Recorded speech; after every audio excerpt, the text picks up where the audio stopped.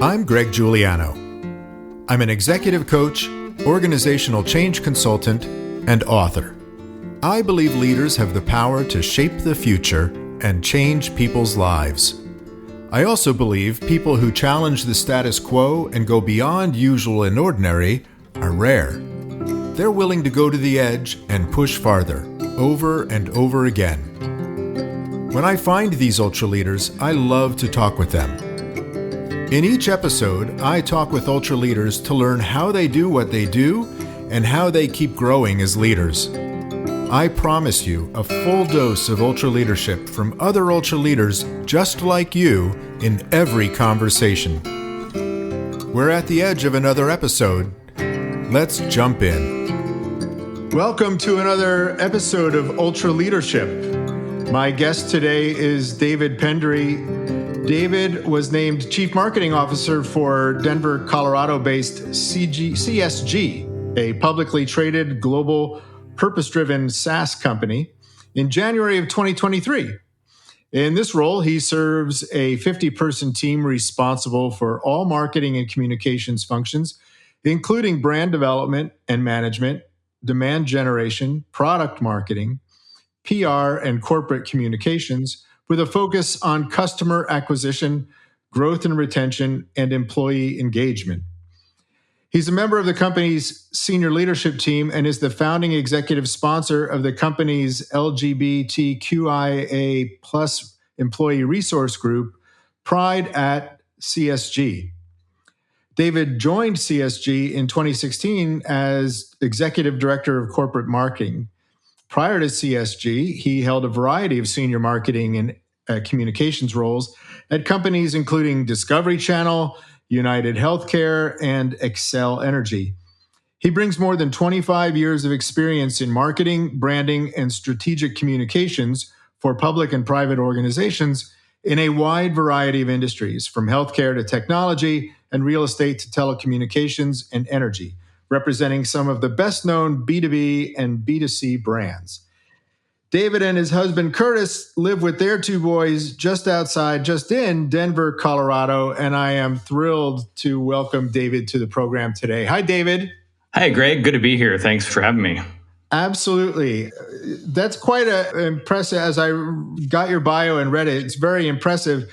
The pieces that jump out to me of all this experience as a marketer, but it tells me, too, that you've got all this experience as a leader, which is really what I want to talk to you about, because our conversation before we came on the air, we really zeroed in on that. And our focus, with Ultra Leadership is to give real leaders like you a platform to share some of your real lessons so that our listeners get, do some real learning about how they can become a better leader themselves. Because a lot of, especially early career younger leaders, kind of get thrown into it. They were a great marketer, and now here's a team. Go, lead. Right? Exactly. Right? And something that you said before we came on the air was seeing that while you are the chief marketing officer, you see your primary responsibility as giving your team what they need. So I want to really it's a very open-ended question. So what do you mean about that responsibility, and what do they need, and what does that look like for you in practice?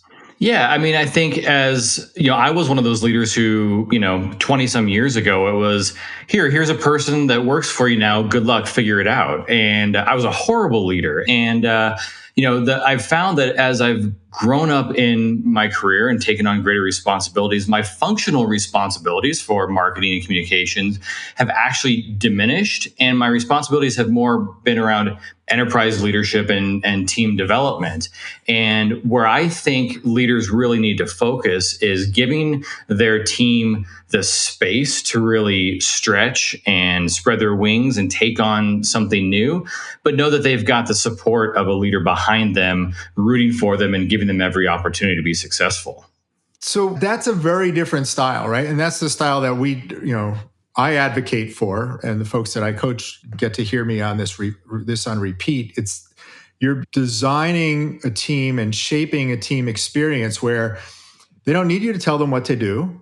They don't need a top-down, traditional command and control kind of an experience. You're creating an experience where the unspoken or the implicit, message to your team and all the members on it is, I trust you. And so you've created a team that doesn't really need a manager. It needs a coach as you show up. So tell me about your relationships with your team members and how do you navigate? How do you see that? Do you agree or disagree? And then what does that look like in terms of how you engage with your team members on a regular basis? Well, yeah, I mean, I think that really is that role of a coach and not being a micromanager or someone who's in their business. Look, if I could do all of their jobs every day, I wouldn't need to hire them, right? I hire someone to do a specific role. And my real responsibility is to make sure they have the tools and resources they need to be successful and then get the hell out of the way and let them do their job.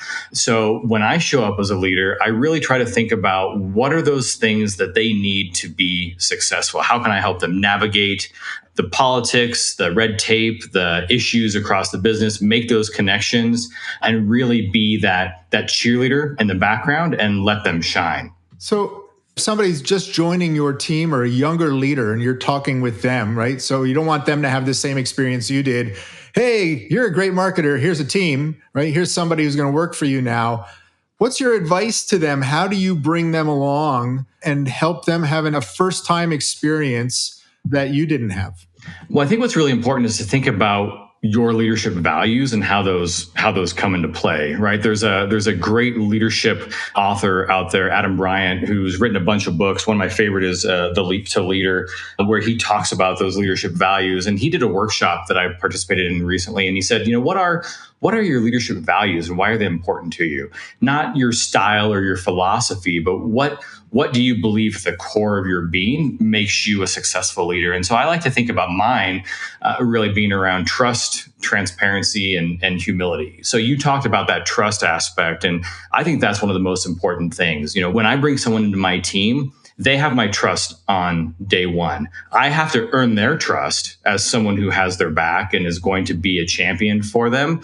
But they can't be successful if they don't understand that I have complete trust in them. The transparency piece, I think, is really critical as well. Your team needs to know where they stand, when they're doing well, when they're not doing well. It's funny, a lot of companies just went through performance review cycle right now. And, I'm always saying, look, the performance review cycle, having an annual review should be sort of a pointless exercise. Nothing new should be coming up in these discussions that you haven't talked about all the time, right? I think I could probably do a better job at celebrating successes. I definitely make sure my team knows when things aren't going well, but you have that discussion in the moment. You have open and honest discussions about performance and where things stand and make sure they have all the information they need to be successful. And then with humility, it's really about, I think leaders need to make sure that they're not focused on being the smartest person in the room, right? You hire someone to be a successful performer doing whatever the role is, but leaders are here to serve their team and to enable their team, not the other way around. And so I always try to make sure that everyone has that opportunity to step up and own their career and their role. And I look for leaders on my team to demonstrate that as well. So I had a friend who used this phrase all the time, and I'm going to tell it to you now. I love all those words. It's awesome, right? So my most recent newsletter on LinkedIn, by the way, listeners, if you haven't found our newsletter weekly on LinkedIn, go find it. Definitely. But the most recent one, David, the title of it is, It's Time to Ditch the Performance Review.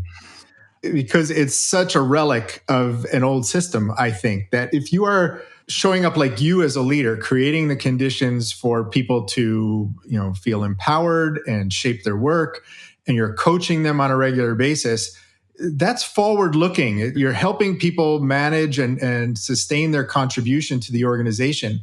And as such, you're having coaching and feedback conversations all the time about the person's performance. So you would never save a feedback bomb for the annual review. I'm going to tell you something, in December about something you did way back in February and hope it has an impact for you. That's crazy thinking. But you'd be surprised at how often that happens, right? And I think we've all had good managers and we've had bad managers. I've had managers who've done that. It's almost like a vindictive approach where it's like they want to save up all the bad stuff and throw it at you at the end.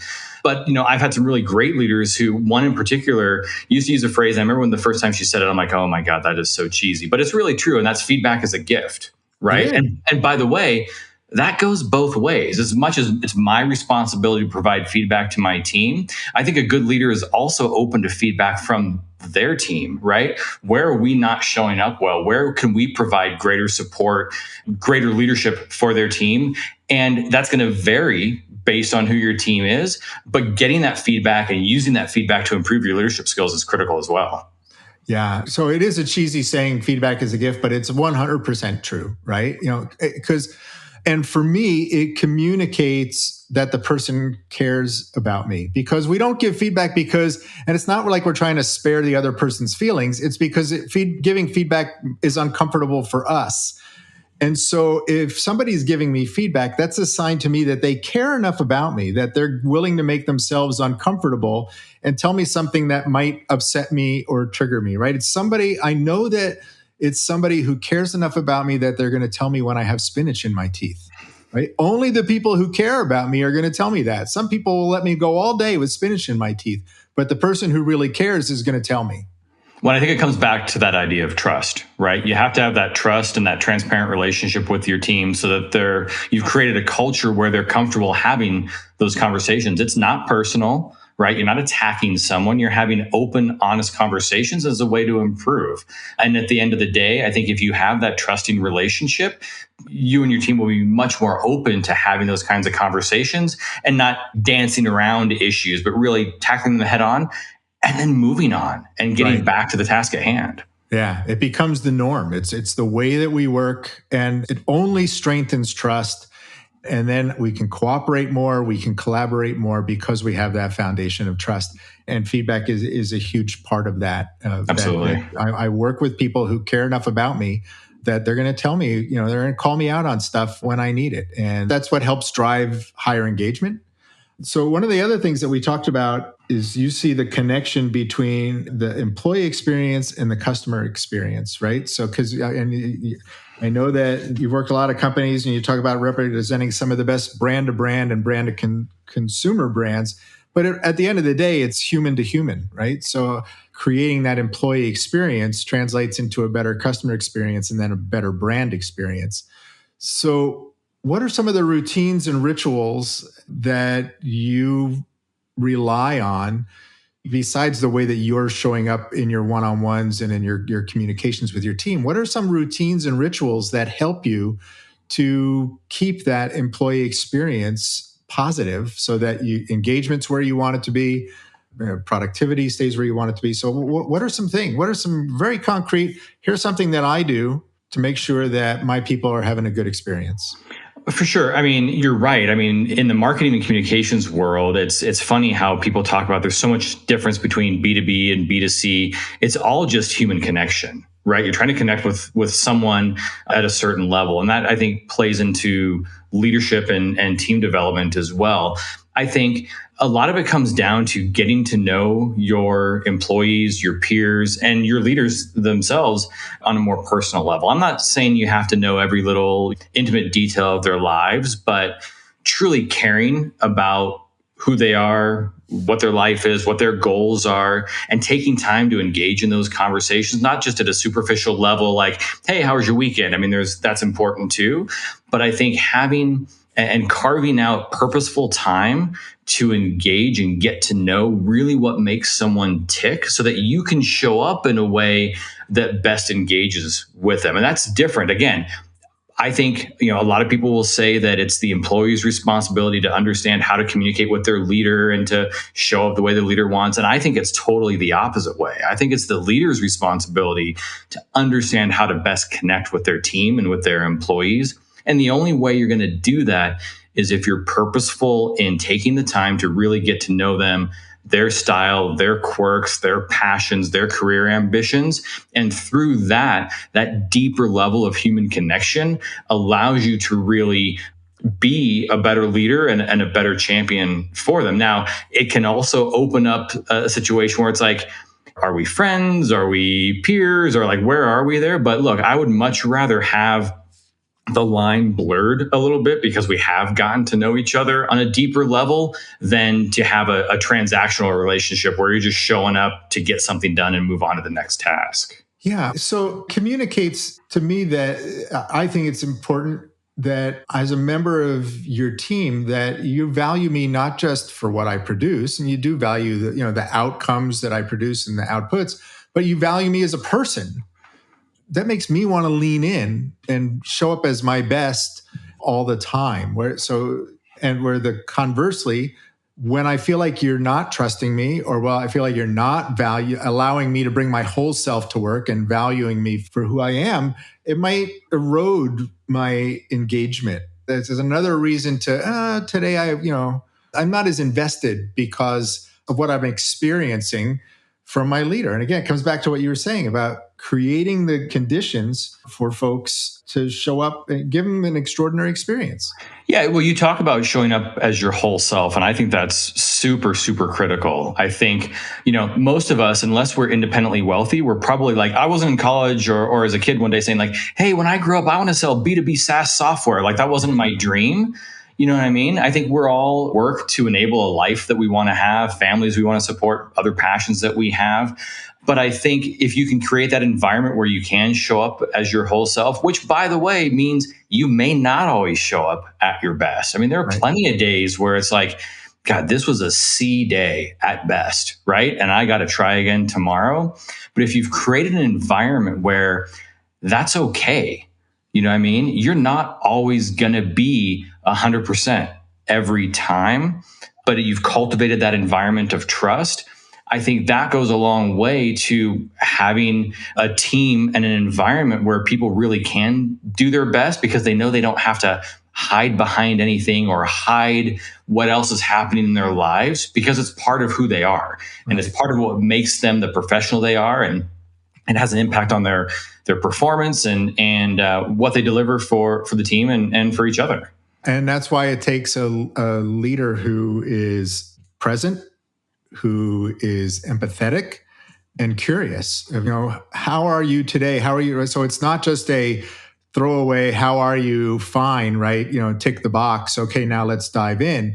But it really is, where are you today? How are you? You ready to go today? If something's in your way, what is it? Is there anything I can help with? So that curiosity comes out of our ability to be empathetic, and we got to be present in order to be empathetic. Yeah, hey, I saw on that last call, your body language, because we're all working remotely. We're on, Zoom calls, Teams calls, whatever. It's like, hey, something looks a little off. Are you okay? Is there anything I can do? Is there something happening that, we need to take care of? It's totally okay to ask those questions and for people to know that, hey, it's okay if I say, look, I've got all this other stuff going on and yeah, I need a break or I need whatever it is. And as a leader, how can I help provide that? But you've got to be tuned into your team and you've got to kind of read those signs as well, because not everyone's going to be always comfortable sharing the good and the bad. But even if you're creating that environment where, hopefully they can. Yeah. And that makes all the difference for people. Just knowing, I'm aware of what's going on with you. I want to remind you of our connection and I'm concerned for you. And so take care of what you need to and come back tomorrow or whenever and be ready. Absolutely. So I want to let everybody know. So you mentioned a book at the front end. I want to make sure everybody gets the title and the author so that we can, let them know. Here's a good book to read or listen to. Yeah, so it's one of my favorites that's really good for folks who are kind of moving into that stage of becoming a leader. It's called Leap to Leader by Adam Bryant. He was a columnist who used to interview top CEOs from all different industries, not really about their companies, but around their leadership styles, and really some great insights into what it takes to be an effective leader. So definitely one that I would recommend. Awesome. I'll put you on the spot as we bring this in for a landing. So your team would say you're an awesome leader. I'm sure you are an awesome leader, but we all have some habit that, this is how I tend to get in my own way. So is there a habit that you have that, I wish I could figure this one out, that you're always working on? Because it's probably not the only one who has it. And maybe what you do to overcome it would be helpful to somebody else. Yeah, there's probably two things that I would say. So I am very much an introvert. And so as a leader, as a marketer, I have to be on all the time. And that's exhausting for me. And there are times where it's like, you know what? I can't, right? And you'll see it. Like I shut down. And so I find that, taking the time to step away, get some fresh air, get some exercise, makes all the difference in the world to kind of refresh and recharge and bring back that energy that you need. I think the other thing for me is I tend to be a very emotional leader, meaning I wear my heart on my sleeve, like, where you stand, the good, bad, and the otherwise. And I don't think I necessarily make emotional decisions per se, but I have a really hard time keeping the emotion out of things, whether it's in providing feedback or how excited I might be about a project or not excited I might be about a project. I think sometimes I need to kind of step back and force myself to take the emotion out of it, to be as objective as I can. I'd like to think that the emotion translates to passion, but my team may say, sometimes maybe it does, sometimes it doesn't. But that's just something I think that's a blind spot I know I have and need to think about when I'm working with my team. Yeah. So thank you for sharing that. I appreciate it. Right. So that energy management is really important for all of us to stay and keep our batteries charged, and to be able to recognize when, I'm getting lower. And I know that my habits become more pronounced when my energy is low. So paying attention to that, and just the emotional self-management of being able to contain my response to the emotions that come up in me so that I can stay as present as possible in a positive way. So thank you for sharing that. I really appreciate that. Yeah, you bet. So I like to end all my meetings with an expression of gratitude. I'm going to give you a chance, but before I do, I just want to tell you how grateful I am for you spending some time with me today and talking with me about stuff that I love to talk about, which is all things leadership. And so I really, really appreciate the wisdom that you've shared and the time that you've spent. And on behalf of your team, I thank you for showing up, trying to be your best every day as a leader. And I think going above and beyond, going beyond usual and ordinary to create a great experience for your team that translates into a great experience for your customers. So I'm going to shut up now and give you a chance. What are you grateful for today? Well, thanks. First of all, I'm really grateful for this opportunity. I wish that a podcast like Ultra Leadership existed when I was a new leader, because there weren't resources out there, and you just kind of had to figure it out. So I'm all in on anything we can do to help cultivate that next generation of leaders. Because really, at the end of the day, I feel like I should be almost working myself out of a job in a lot of ways, and I really want to create an environment where people can show up and do their best. And I'm so privileged to lead the most creative, passionate, talented group of professionals I've ever led in my entire career. And we had an all hands call yesterday where they shared some of the work that they did in the quarter. And I was just blown away at how people were showing up, coming together, collaborating, and delivering for themselves and for the business. And to me, there's nothing better out there than surrounding yourself with those amazing folks. So I'm very fortunate I get to do it every day. And I'm also very passionate about leadership and appreciate the opportunity to talk to you about this, because I could talk about this all day. I love it. Thank you so much, sir. I really, really appreciate it. Until next time, this has been Ultra Leadership. If you're liking what you're hearing, please subscribe, write a review, tell your friends. You can find more videos on our YouTube channel at Ultra Leadership. And so we really, really appreciate your listening, your comments, and the interaction with the community that is forming around the podcast and this work. So thanks for listening, and we will see you next time on Ultra Leadership.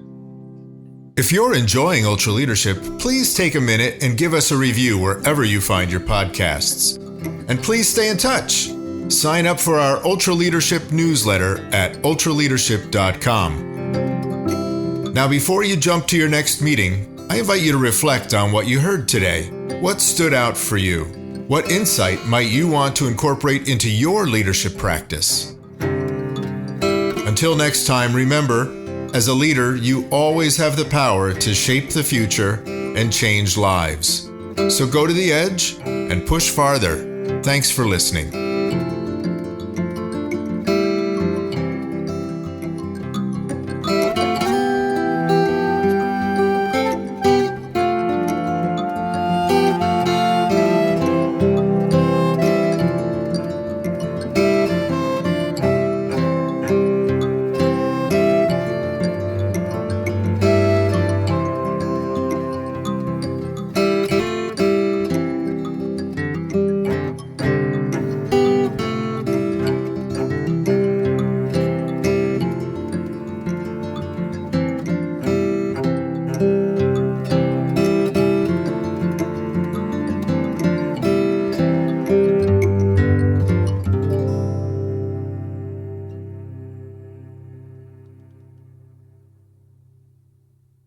This is thepodcastfactory.com.